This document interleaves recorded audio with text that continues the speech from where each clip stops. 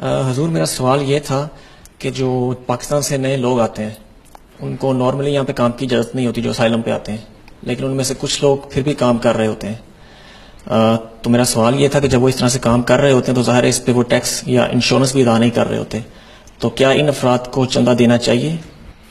کوئی بھی کام جو غیر قانونی ہو رہا ہے اس پر اور اس سے آمد پیدا کر رہے ہیں اس پہ ہمیں چندہ نہیں لینا چاہیے۔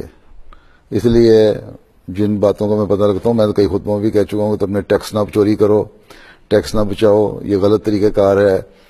پھر یہ ہے کہ اگر تم غلط کام ویسے ہی شرعی لحاظ سے بھی غلط کام کر رہے ہو، شراب بیچ رہے ہو، جس کے بارے میں آنسر میں بڑی حدیث ہے کہ شراب بیچنے والا، شراب کشید کرنے والا، شراب پلانے والا، شراب بنانے والا سب جانتی ہیں جہنمی ہیں، تو ایسی صورت میں پھر ہم چندہ کس طرح لیتے ہیں؟ اگر سور کی حد تک قرآن کریم نے اجازت دی کہ اگر تم بھوکے مر رہے ہو تو سور کھا سکتے ہو۔ سور بھی ایک ہمارے لیے ایک بہت بڑا ہوا بن گیا ہوا ہے۔ لوگ سور کا سر مسجد میں لا کے رکھ دیتے ہیں، سمجھتے ہیں کہ ہم نے مسلمانوں کو جذبات ابھار دیے، تو حالانکہ جذبات ابھارنے کی ضرورت کوئی نہیں، سر پڑا ہوا ہے تو تم ان سے کہو 3-4 اور لا کے سر رکھ دو، آپ خاموش ہو جائیں گے۔ سور کا تو کھانے کا بھی حکم ہے اضطراری کے طور پہ، لیکن ان کے لیے جن کو اضطرار ہے، ہمارے لیے نہیں۔ جماعت کو کوئی ایسی ضرورت نہیں ہے کہ غیر قانونی کمائی کا یا غیر شرعی کمائی کا چندہ لیا جائے۔